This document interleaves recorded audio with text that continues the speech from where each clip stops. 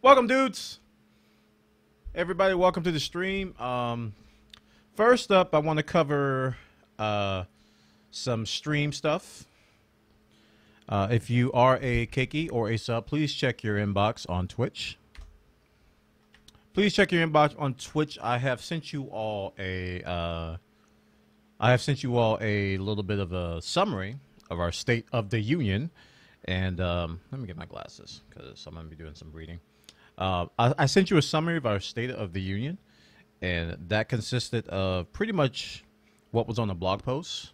And I didn't link to the blog post on that post, but yeah, if you guys want to go there, just go to Bwana.tv, and it'll redirect you to the blog. And I sent you all, all of our plans, where we're going forward, the new roles that we're going to be doing. I did put out the applications for the roles. I haven't looked at them yet, but I imagine people are sending them in, so I'm going to look at them over the next few days. If you guys got any questions, I didn't say this before. But if you guys got any questions about any of the roles, feel free to PM me. Like if you just got general questions or you need a clarification on something, I am wide open. Just send me a PM and I'll be as straightforward, as forthcoming as possible.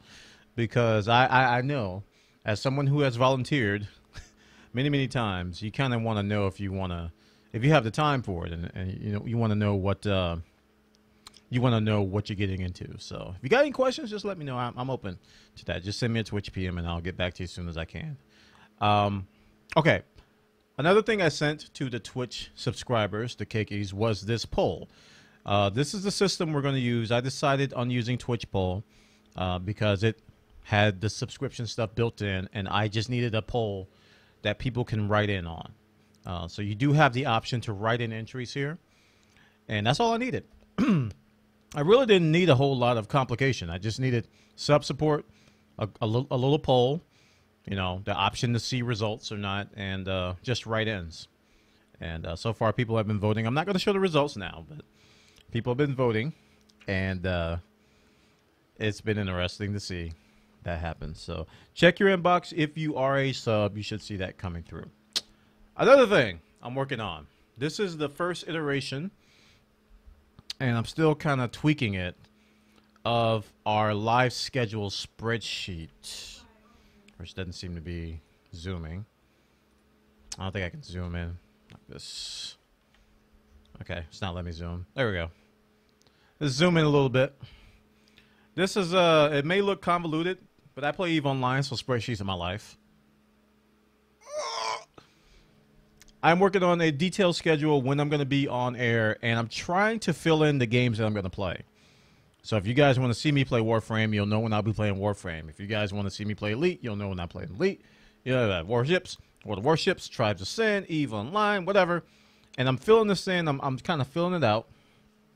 And excuse me. And I'm building it together. Just getting it all built and getting it all together. I did get a request from someone who will remain unnamed, technically, to do a Google Calendar, so you guys can subscribe to that. I don't know how many of you use Google Calendar, but I have created a Google Calendar, shareable Google Calendar. So I'm still working that out too. So I'm kind of going to release them both at the same time. And this is tentative. I have a lot of bold and italic stuff. Italic means tentative because I can just change my mind and be like, all right, I don't want to play World of Warships tomorrow. Instead, I want to play Bad Rats. So I'm going to go to my handy-dandy, trusty worksheet of Google's, and I'm going to change that to Bad Rats, and it'll just update. Yeah. So, yeah. I also have, and these are very tentative, good God, these early morning streams. You guys some of you may or may not remember. I used to do a lot of early morning streams, mostly with tribes, before I go to work. And this is contingent if I get up and work out or not. If I do a morning workout, it's easier for me to do this because I'll be up and I'll have energy. But if I don't get up and work out, I'll be like, man, nobody gonna show up anyway. And I'll turn over in a heartbeat. So Yeah, I'm going to try to motivate myself to do that. But keep your eyes peeled. When I'm done with this, I will be posting this on the Discord, on the blog, on the subreddit, on the blah, on the blah, on the blah, blah, blah, blah, blah, blah, blah, blah, blah, blah. Okay, so that's all the... Is that all the stuffs for just housekeeping locally? Oh, tonight's the streamer workshop. I don't know if you guys know. I did put it in the title. We're going to have a streamer workshop tonight for approximately an hour. We'll see how it goes. But today is going to be a little bit loose. We're going to kind of feel it out. I do have some stuff prepared, in case nobody has questions, because you always have to do that if you have this kind of stuff. Excuse me. But, yeah, tonight's a streamer workshop. We're going to have fun with that. You know, answer you guys' questions, not answer you guys' questions, because I don't know everything, and go from there. All right. So, let's get to the news, shall we? First story we're going to talk about is Warframe. Now, you guys know I'm going to be playing Warframe on Wednesdays. We got a night dedicated to that called Warframe Wednesdays. And if you guys are on a console, you no longer have to have that look of I want that too on your face, because the console tenor are going to be getting the latest update, U17.4, which has all the good stuff that we got on the PC. You guys are going to be getting that. That's going to be launching tomorrow, September 29th. Excuse me. They have to go through the whole process of getting it approved on the consoles, on PS4 and Xbox and stuff, and they got it approved apparently. So the console tenor will be getting their updates tomorrow. All kinds of cool stuff in this update. I think the biggest thing, I think there's some new weapons and 17.4. What else did it have? Some other things. I don't remember exactly the whole thing. I can go to Warframe Wiki and look it up, but you guys are getting it. It's going to be awesome. Check it out. Okay, that was a quickie. But the next story is interesting because Sony has apparently dialed it back a little bit on mobile gaming. When I'm talking about mobile gaming, I'm talking about the mobile gaming console-ish stuff. Not phones, but the Vita. And I gotta say, I kind of agree with him. Sony doesn't see a market for a PlayStation Vita sequel.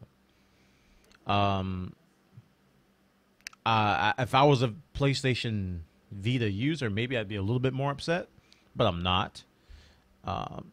Nintendo DS seems to dominate this market as it seems, and mobile phones, mobile phones and tablets are becoming much more commonplace and much more powerful. So the fact that Sony says, "Hey, maybe we shouldn't throw billions of dollars into another handheld device that may have mediocre, lukewarm sales." Because let's face it, the Vita overall didn't do all that great. It probably did average to, a little bit above average. I think it's a good device. I think it's got good integration with the PlayStation. But looking ahead, as I think Sony may be looking towards putting that money into VR. That's where a lot of the gaming industry is heading, hardware-wise. All about that virtual reality. All about the HTC Vive. Is it Vive or Viv? I don't know. Vive, the Oculus Rift, and the PlayStation. Didn't they give it an official name? It was called Morpheus. I think they called it PlayStation VR or something. I think they gave it a generic name like that. And I think this is a smart move, because Sony's not really bleeding money. I mean, they're not like they are bleeding a little bit of money. They're not really like overflowing into cash. That's what I'm trying to say. They don't have like money flying out of their pockets, so they got to be really, really careful how they invest. Especially since they had like a bunch of quarters of just like red, loss, profit, loss. Being in the red sucks, so they got to get back in the black. And I think the PlayStation 4 is going to help them do that, because the PlayStation 4 is just wildly successful. It's just stupid successful. So to dial it back on the Vita probably is a good idea. Check this out, guys. This is over on thegadget.com. I agree. Sony doesn't see a market for the PlayStation Vita sequel. All right. Next story. As if we didn't have it everywhere else. Once upon a time, there was this game named Magic the Gathering. And people loved it and played it everywhere. And it was awesome. Apparently, because I don't play it. But it was kind of hardcore, you know? You had to have money. And little company came around named Blizzard and was like, you know what? Maybe we should get people to play our game and give them that sense that they don't actually need money and make it easy to learn. We'll call it Hearthstone. Hearthstone came out, and what do you know? What do you know? Every John, Tom, Susie Q, and Bertha is playing Hearthstone. People who probably would have never picked up Magic are playing these digital trading card games or trading card games.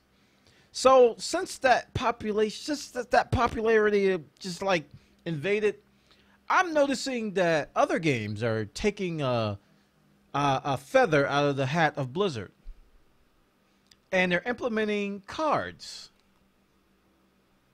I mean, sports has had cards for years. I mean, collectible cards is like baseball cards. Hey, they've been around for years, but we got these like collectible packs and cards that you can buy for microtransaction money. You can buy for microtransaction money, that microtransaction money that keeps on giving. Got games like Dirty Bomb that came out that had a card system. You know, the I believe Paladins from Hi-Rez Studios is going to have cards, and like all these different things. All the sports games like FIFA and Madden, they got cards, and you can buy card packs. And you just open the card pack and legendary. Halo 5. I said all that to get to this point. Halo 5.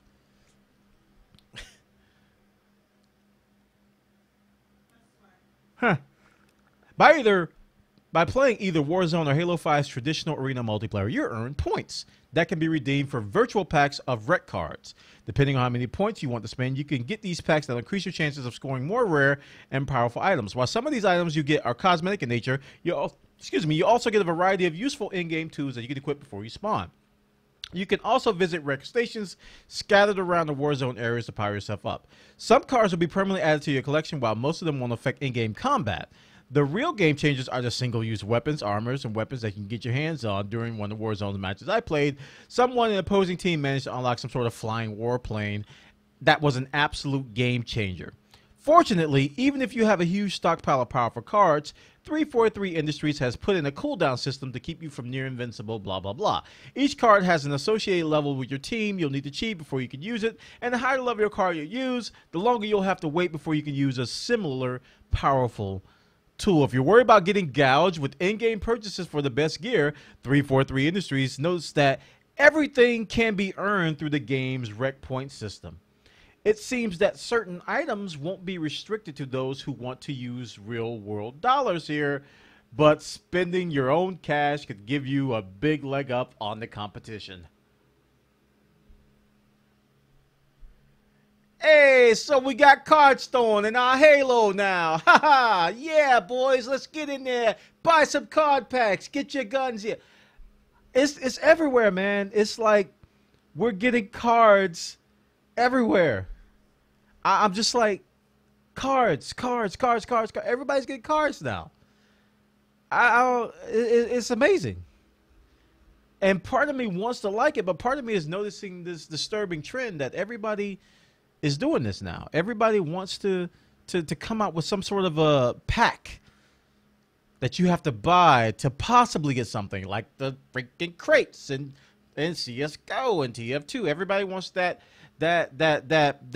gambling aspect of it, because that's essentially what it is. You're buying scratch-off cards. You're buying scratch-off cards in games, and you're like, come on, 5 cherries. No. Come on, 5 cherries, 5 cherries, 5 cherries. No, and you're throwing your money at it. It is it's a dangerously addicting thing that is very close to gambling. And if you're throwing real money at it, these game companies have got to be careful. They've got to be careful with this because, you know, the government might step in, especially in the U.S. They might see that and they might step in and be like, all right, I mean, this is getting very close to Vegas here, folks. But no, you can earn it in game. But the people who are addicted, they're still going to throw money just so they can get that golden knife that they can't even use in game. Isn't that crazy that Counter-Strike, the most valuable things in the game are items that you don't actually use? Knives. Who uses a knife in Counter-Strike other than run?